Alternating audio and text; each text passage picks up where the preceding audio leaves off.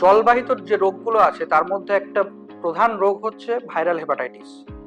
Generally hepatitis A এবং hepatitis E এই ধরনের জীবাণুর দ্বারা বাহিত হয়, এবং জল যখন দূষিত জল থাকে সেই দূষিত জল থেকে এই রোগগুলো বাহিত হয়। মেনলি এই রোগের যে সিমটম সেটা হচ্ছে চোখ হলুদ হয়ে যাওয়া, ইউরিন হলুদ হয়ে যাওয়া, জন্ডিসের যে প্রকার সেইগুলো দেখা যায়, পেটে ব্যথা, খিদে কমে যাওয়া, কারো কারো ক্ষেত্রে বমি, এই সমস্ত হতে পারে। ফলে এই রোগকে চিকিৎসা আলাদা করে কিছু নেই, সাপোর্টিভ ট্রিটমেন্ট।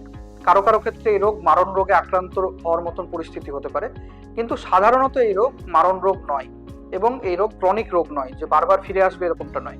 কিন্তু এক্ষেত্রে যেহেতু কোনো চিকিৎসা আলাদা করে নেই, সেই জন্য সেফ ড্রিঙ্কিং প্র্যাকটিস খুব ইম্পর্টেন্ট। বাইরের খাবার, নোংরা জল, নোংরা খাবার না খাওয়া, এবং তার সাথে সাথে পরিশোধিত জল পান করার প্র্যাকটিস রাখা, এটাই মেন এই ক্ষেত্রে চিকিৎসার মেন জায়গা। এবং এই চিকিৎসা যেহেতু আলাদা করে ট্রিটমেন্ট নেই, সেই জন্য কিউরেটিভ ইন্টেন্টের থেকেও প্রিভেন্টিভ ইন্টেনশনটাই মেন হয়ে দাঁড়ায়। ফলে হেপাটাইটিস এ এবং হেপাটাইটিস ই, ভাইরাল হেপাটাইটিস বা জন্ডিস, এক্ষেত্রে যে ক্ষেত্রে আমরা সাধারণ মানুষকে বলবো যে অবশ্যই পরিশ্রুত পানীয় জল সকলে পান করুন।